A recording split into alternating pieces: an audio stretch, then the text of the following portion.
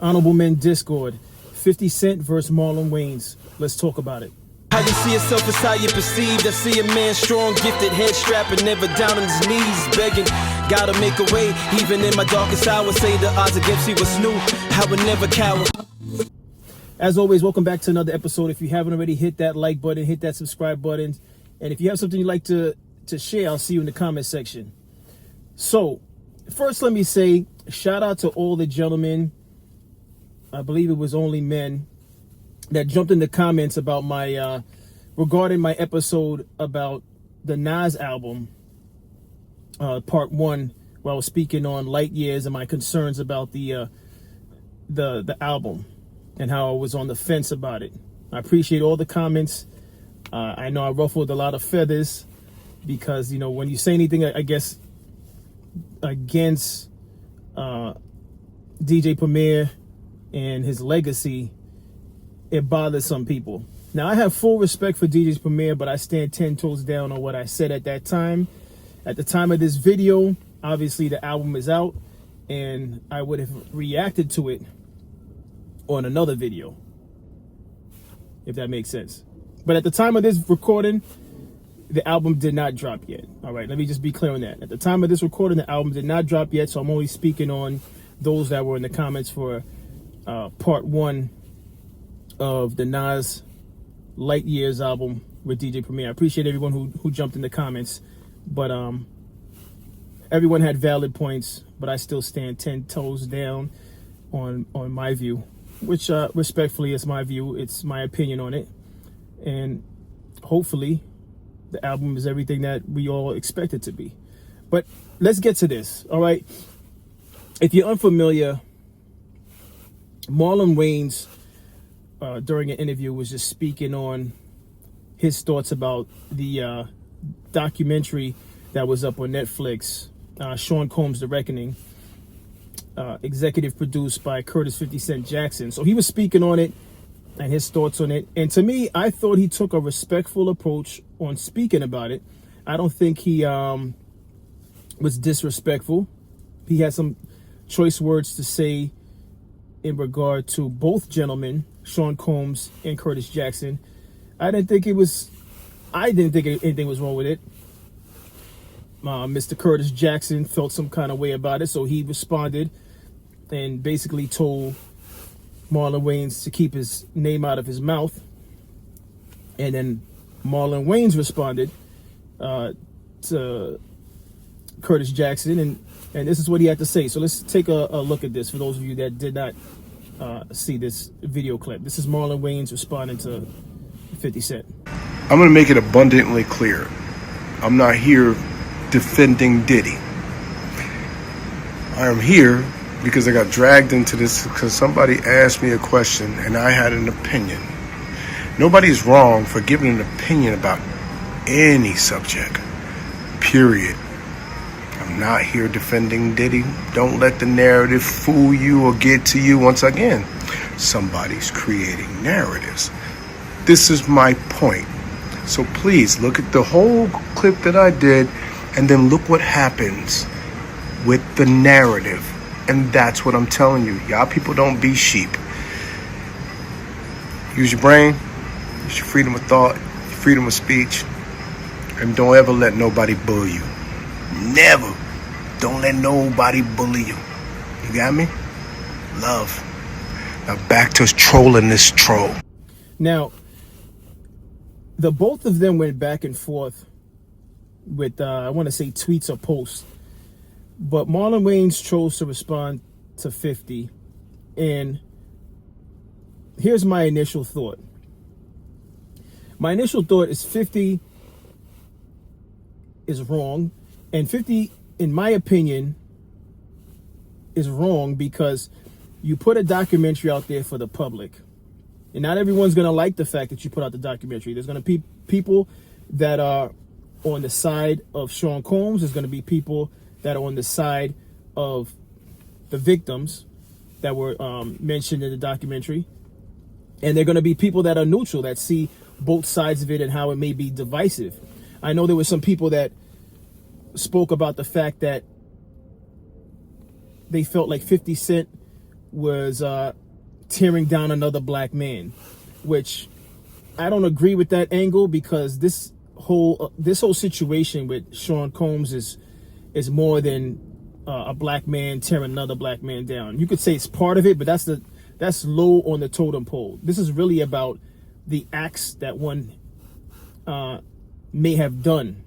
This is about the acts that Sean Combs may have committed, right? Allegedly, because some of them was never confirmed, particularly the way the documentary put out the information as though he was the mastermind behind the untimely death of Tupac Shakur and the Notorious B.I.G. So this is more about the actions of the man, Sean Combs. This is more about learning about the type of person Sean Combs may be. Or you can say is, because I saw it. I saw what I saw. I saw the documentary showed some facts. You know, it seemed like it was facts, because you're seeing how he, the behind the scenes footage on how he dealt with people, particularly those that he met out in Harlem, and those were fans. The way he privately felt as though, just shaking people's hands, they were dirty. Now, I mean, there's some people that are germophobic, so I understand that angle, but it gives you a glimpse of the type of person Sean Combs may be. All right. But with that being said, I'm not going back into the documentary. I already did 2 episodes reflecting and reacting to the documentary. This is about the fact that 50 Cent, his personality is very unique. And again, like I mentioned on, I want to say, the second episode where I covered The Reckoning, 50 Cent's a unique individual. Is he complex? I mean, I don't know if he's complex, but he's pretty much consistent in the fact that he displays immature behavior. And here's why I say immature behavior. You put out a documentary for the public. Now, this documentary happens to be about the music industry. Yes, it's about Sean Combs, but it's about events that took place in the music industry, about people who were involved in the music industry. Regardless if we're just talking about Bad Boys, it's not just about Bad Boys. It's about Death Row. It's about people behind the scenes in the music industry. Yes, people that worked for the Bad Boy label. It also mentioned names and artists from Uptown Records. So this was about the music industry, right? And although the project was about the music industry, it also takes a look into how a former artist in 50 Cent, who's now a producer, right? He's produced several series and television shows. All right. This producer, who linked up with a director in Alexandria, the last name, I'm missing the last name, but this producer in 50 Cent linked up with the director to make this documentary. So now you have Marlon Wayans, whose background is also not so much television. Well, no, television. The Wayans family has a background in television and film. So if he's in an interview speaking on his thoughts on a documentary, he's, in my humble opinion, he has the right to speak on it, because not only is he in the industry, but he happens to be in film and television. That's his background. That's always been his family's background. So he's speaking on it, and to me, he spoke on it in a mature fashion as a man. I didn't see anything wrong with the interview, but I'm not Curtis Jackson. So Curtis Jackson's going to take it how he wants to take it, which obviously he did. He didn't want him speaking on it. But in my humble opinion, Curtis Jackson, that was an immature act by telling him, keep my name out your mouth. It was really more about the documentary. And although he did speak on 50 Cent producing it, it's fair game. You put it out there to the public, and I stand on that 10 toes down. This is why when from time to time I have people jump in the comments and they tell me that I have no right speaking on certain things. I completely disagree with those people that say that, because if I'm speaking on something for an episode that's about something that was made public, I have the complete right to talk about it because it's made public. I'm not going anywhere to dig into people's business to report on it. That's not what I'm doing with this channel. And I'm not going to digress, but my point is, Marlon Wayans, in my humble opinion, was in a position where he was allowed to speak on something like this, because he's not only in the industry, but he again has a background in film and TV production. So he went on the interview, he spoke on it. 50 Cent didn't like it. He said what he said in the tweet. And as a man, Marlon Wayans decided to respond to it. Now, this is similar in a sense to the episode I covered on T.I. getting upset with the female artist for speaking on things that were made public about his criminal record, right? The female comedian was making a joke. T.I. was present. He didn't like it. He went up on stage, took the microphone from her. If you didn't see that episode, look through my archives for the episode with the thumbnail with T.I. with the microphone and the gray hoodie. The reason why I'm saying all of this is, what's wrong with people with being unable to take criticism for stuff that they make public? Now, here's the thing. I know some may say, oh, that's a contradiction because you don't like when people say certain things in the comment. Here's the thing with this. When someone comes into the comments to disagree with me on the topic, I'm fine with that. Now, if you come in the comment and you're disrespectful, or you just say one-liners and then you just jump out of the comments, you're wasting my time. That kind of stuff I don't like. This channel is for discussion. It could be a debate. It could be an argument. Respectfully. Again, everything I cover is stuff that comes out on the news or is trending topics. It's a free-for-all for everyone who's a content creator. Even for people that are not content creators. If it's barbershop talk, it's available for everyone. There's no one who's going to play judge and jury and speak on the fact that, oh, you're not allowed to talk about that. Now, 50 Cent, because he's a grown man, he could say what he wants to say to Marlon Wayans about keep my name out your mouth. But he's wrong for that. And I stand 10 toes down on that because, again, you put the documentary out. You, 50 Cent, went on different platforms along with the director to promote the documentary. So it's up for grabs for anyone to speak about it, especially people in that field. Especially people in that field. So people in the music industry are free to speak on it in interviews because you put it out there for people to watch. People in film, people in television are free to talk about it because you put it out there for them to watch.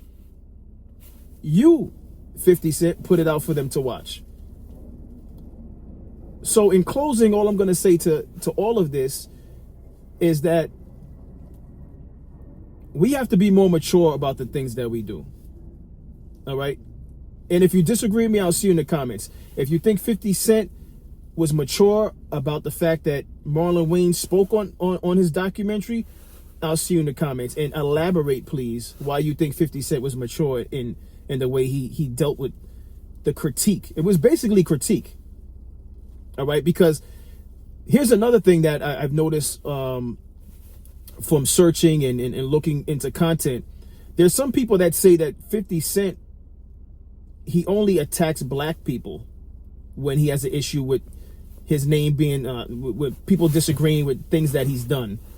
You know, even particularly this documentary.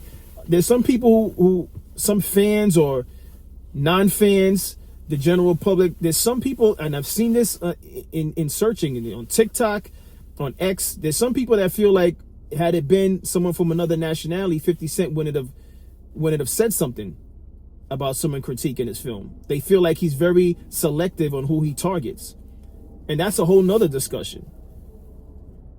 But all I can say to that is what I said earlier, and that's if you put something out there, just be prepared, or if something's put out there even without your doing, like in this case with T.I. and the comedian, that was public information that the news broadcasted when he got arrested for the firearms. And there was other incidents also. But my point is once it's made public and people talk about it, you can't get upset about that. No one went into your home to find out information about something on you and then reported it. It's made public by the news or or through a documentary that someone made, it's fair game. And that's my thoughts on it. I stand 10 toes down. You can disagree with me. We can talk about it in the comments. But in this situation with this back and forth with 50 Cent and Marlon Wayans, I just think it's ridiculous. And I think there should be some maturity involved on 50 Cent's behalf, because it's people have an opinion on it. You put it out there. No, everyone's not going to just jump on the bandwagon of, yeah, we like this documentary. And I personally thought it was a well put together documentary. But as I mentioned before, I think its true value is on that footage that Sean Combs is irate about, that 50 Cent got his hands on from the videographer. I think that made the documentary what it was. With that not being there, I think it wouldn't have been as popular. And I think he knows that too, which is why when he went on his press run, he was smiling when various times they asked him, how'd you get a hold of it? But that's my take on this. What's yours? As always, I appreciate everyone for tuning in. If you haven't already, hit that like button, hit that subscribe button. And by all means, I'll see you in the comment section. As always, stay honorable.